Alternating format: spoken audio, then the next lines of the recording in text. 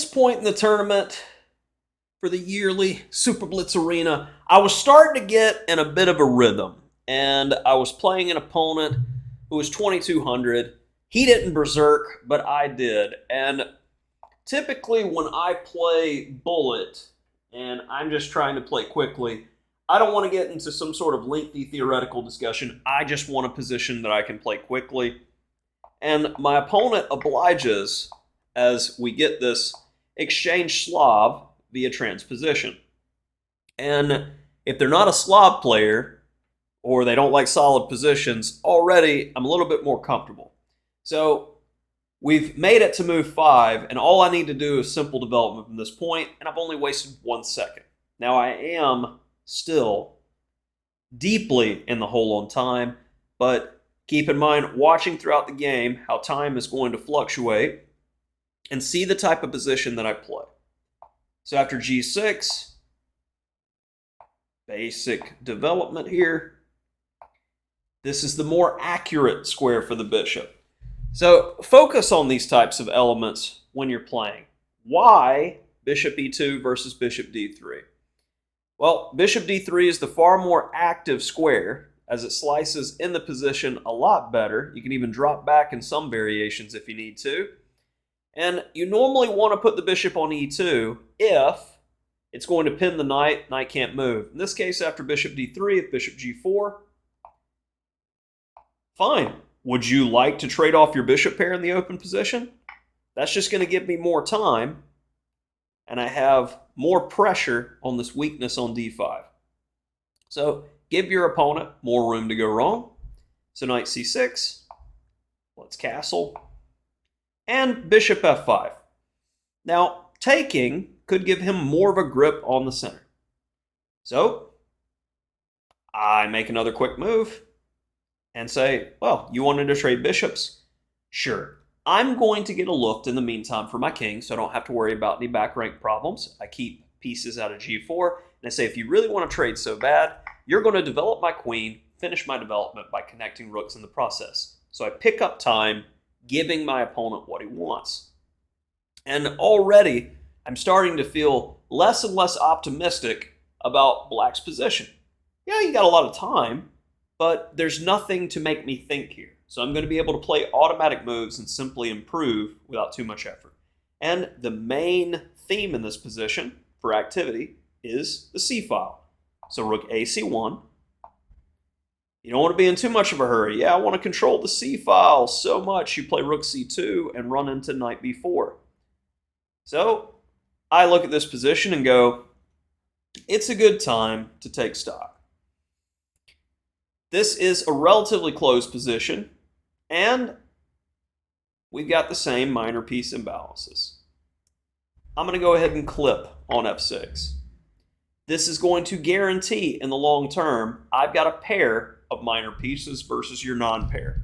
And I have something to play for, keeping the position closed or angling for a good knight versus bad bishop scenario in the future.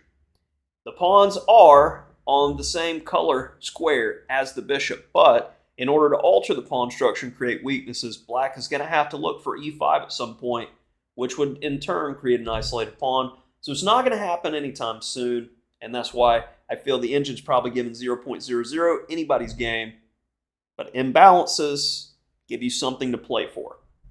a3, now I'm looking at potentially doubling rooks, and maybe even getting some space, looking to see some key squares later for the knight. Slow, steady, flexible. Queen b6, well, I don't want you bothering my b-pawn, so we'll take that space, thank you very much.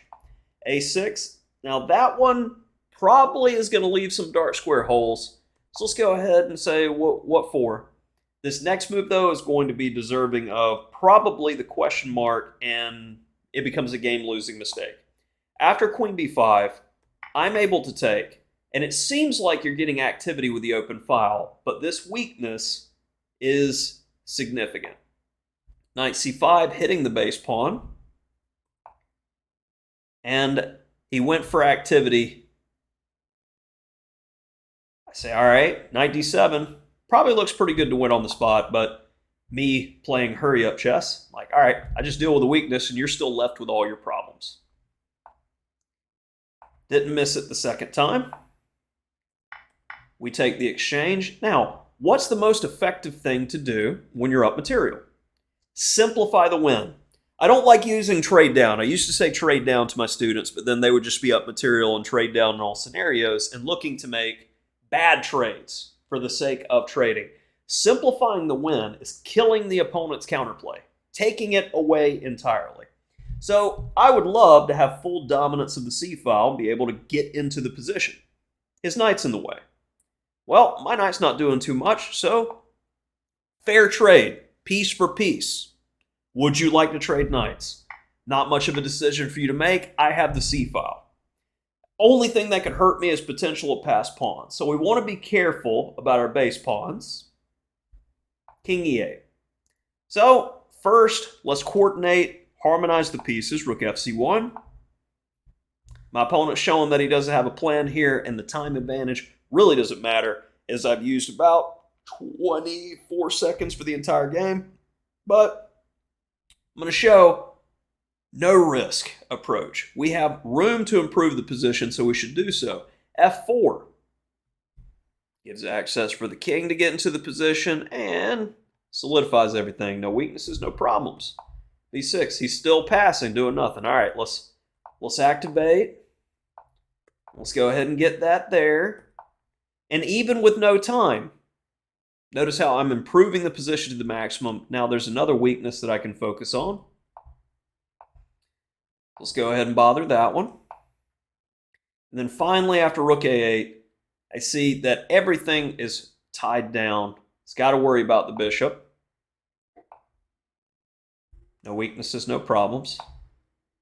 He's trying to get into the position. I'm like, all right, you can have a little bit of counterplay, because as soon as you do, there's actually the illusion of counterplay. The game is completely done.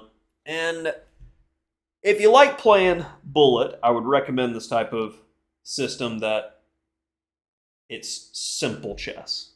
Simple in the sense that it doesn't take a lot of finesse, study, or talent to play these types of positions. It's natural, basic development. And hopefully showcasing some of these ideas, seeing that you can just pile up slow and steady pressure by taking no risk when playing.